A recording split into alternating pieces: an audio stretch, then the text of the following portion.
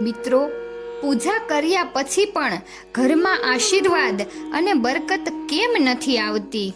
તમે ઘણા લોકોને એવું કહેતા સાંભળ્યા હશે કે હું આટલી બધી પૂજા કરું છું પણ તેનું સંપૂર્ણ પરિણામ મળતું નથી.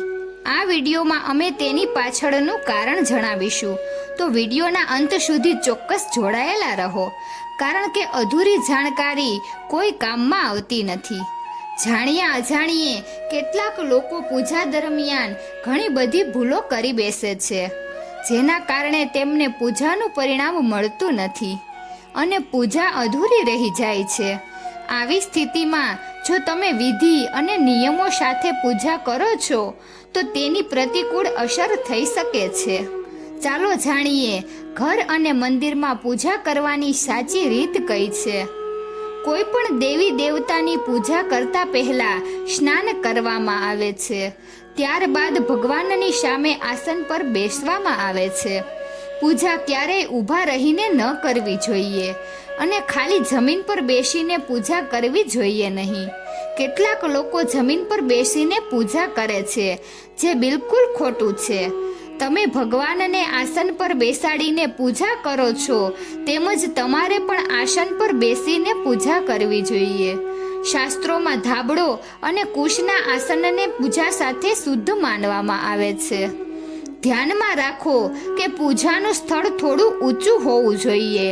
ઘરના ભોંયતળિયે ના હોવું જોઈએ, કારણ કે ભગવાન અતુલ્ય અને શ્રેષ્ઠ છે. તેથી તમારે તમારી બરાબર ભગવાનની પૂજા ન કરવી જોઈએ. પૂજા માટે ભગવાનને પગથિયા પર અથવા જમીનથી થોડી ઊંચી જગ્યા પર સ્થાપિત કરો. આ સિવાય પૂજા ખંડમાં દેવી દેવતાઓની મૂર્તિઓ ક્યારેય પણ દિવાલની નજીક ન રાખવી જોઈએ. પૂજા કરતી વખતે તમારું મુખ ઉત્તર કે પૂર્વ તરફ હોવું જોઈએ. ઘરમાં કે મંદિરમાં પૂજા પૂર્ણ કર્યા પછી તમારે ભગવાન પાસે ભૂલની માફી માંગવી જોઈએ. ભગવાન તમારી સાથે જાણીએ અજાણીએ કંઈ પણ થયેલી ભૂલોને માફ કરશે અને આશીર્વાદ આપશે. પૂજા રૂમ હંમેશા ઘરના ઉત્તર પૂર્વ ખૂણામાં હોવો જોઈએ. પૂજા ખંડમાં કોઈ પણ દેવતાની મૂર્તિ એકથી વધારે ઘરના મંદિરમાં ના હોવી જોઈએ. કોઈ પણ દેવતાની મૂર્તિ 9 ઇંચ કે તેથી વધુ 22 સેન્ટીમીટરથી નાની હોવી જોઈએ. ઘરમાં તેનાથી મોટી મૂર્તિ રાખવી શુભ માનવામાં આવતી નથી. મંદિરમાં મોટી મૂર્તિ રાખવી જોઈએ. તમારા બેડરૂમમાં ક્યારેય પૂજા રૂમ ન બનાવો અને રાત્રે તમારા પૂજા રૂમને પડદો લગાવો. પૂજામાં આવતી વસ્તુઓ જેમ કે પ્રસાદના વાસણો, દીવો, શિવલિંગ, જનોઈ અને ભગવાન શાલિગ્રામને સ્વચ્છ કપડા પર રાખવા જોઈએ. નહીં તો દરરોજ પૂજા કરવાથી પણ તેનું યોગ્ય પરિણામ નહીં મળે. ઘણીવાર લોકો પૂજા કરતી વખતે માત્ર ધૂપ સળગાવે તે ખોટું છે, પરંતુ કોઈ પણ દેવતાની પૂજા કરતા પહેલા દીવો પ્રગટાવવો જરૂરી માનવામાં આવે છે.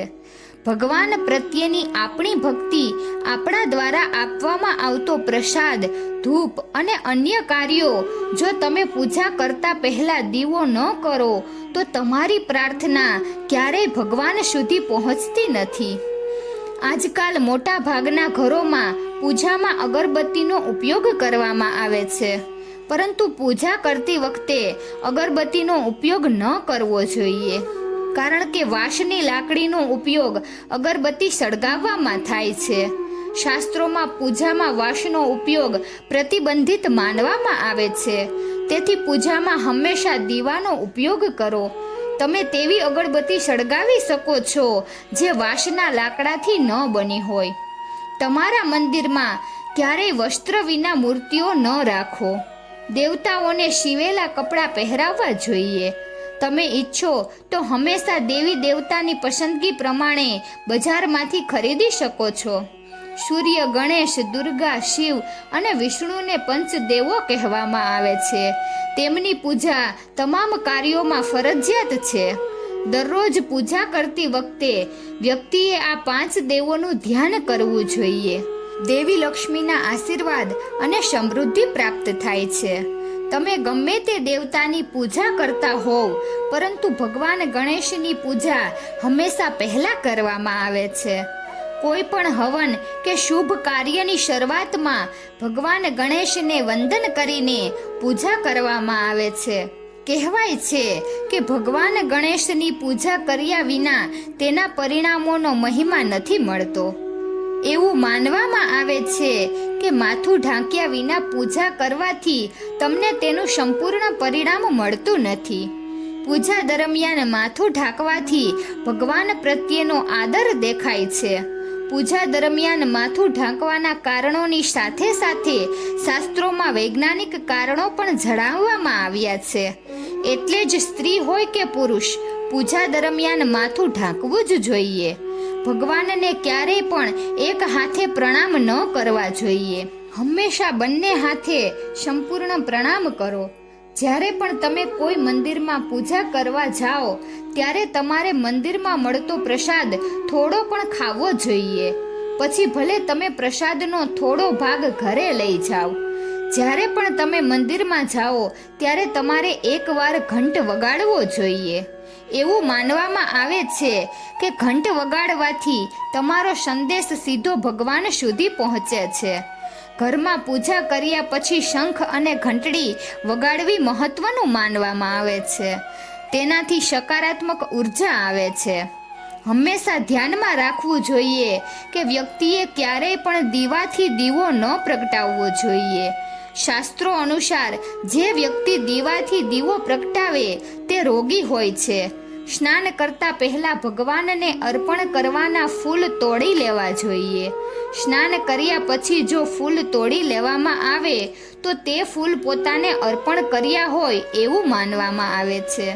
શાસ્ત્રોમાં કહેવાયું છે કે જ્યારે પૂજા કરતી વખતે અથવા કોઈ પણ સમયે ભગવાનના દીપક, શંખ, આભૂષણો અને શાલિગ્રામની મૂર્તિ અથવા ચિત્રને ક્યારેય પણ સીધા જમીન પર ન રાખવા જોઈએ. ઘર કે મંદિરમાં ભગવાનની આરતી કરતી વખતે 12 વખત ભગવાન વિષ્ણુના સામે, 11 વખત ભગવાન શંકરની સામે, 7 વખત સૂર્યદેવની સામે, 9 વખત દેવી દુર્ગાની સામે અને 4 વખત ભગવાન ગણેશની સામે તમારે આટલી વખત આરતી કરવી જોઈએ. પૂજાના સકારાત્મક પરિણામ મળે છે. કોઈ પણ મંત્રનો પાઠ કર્યા પછી તમારે આસનની નીચેની જમીનને સ્પર્શ કરવી જોઈએ અને તેને તમારી આંખોમાં લગાવવી જોઈએ. તેનાથી તમને સંપૂર્ણ પરિણામનો મહિમા મળશે.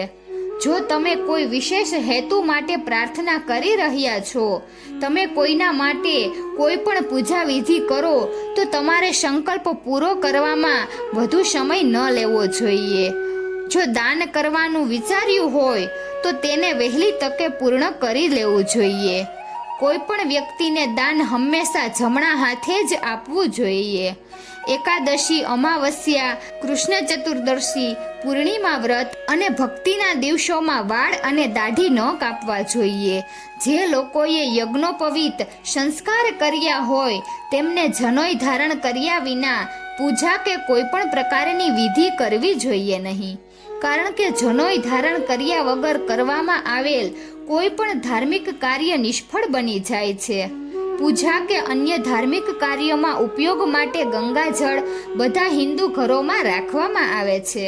પરંતુ શું તમે જાણો છો કે ગંગાજળ પ્લાસ્ટિકની બોટલમાં કે એલ્યુમિનિયમ કે લોખંડના વાસણમાં જેવા અશુદ્ધ ધાતુના વાસણમાં ન રાખવું જોઈએ. તાંબાના વાસણમાં ગંગાજળ રાખવું શુભ રાહત છે. છેલ્લી મહત્વપૂર્ણ વાત, જો તમે પૂજા કરવા મંદિરમાં જઈ રહ્યા છો તો તમારે હંમેશા તમારા ઘરેથી વાસણમાં પાણી લઈ જાઓ. ક્યારેય પણ મંદિરમાં રાખેલ પાણીનો જલાભિષેક ભગવાનને ન કરવો જોઈએ. જ્યારે પણ તમે મંદિરમાંથી જળ અર્પણ કરીને પાછા ઘરે આવો ત્યારે તમારે ધ્યાન રાખવું જોઈએ કે પાણીનો વાસણ ક્યારેય ખાલી ન રાખવો જોઈએ. જો તમે વાસણમાં પાણી ભરીને મંદિરેથી પાછા ફરો છો તો તમારા માટે શુભ પરિણામ લાવે છે. મિત્રો, આજ માટે આટલું જ. વિડીયોને લાઈક કરો અને આવી માહિતી માટે ચેનલને સબસ્ક્રાઈબ કરો. જય શ્રી કૃષ્ણ. રાધે રાધે.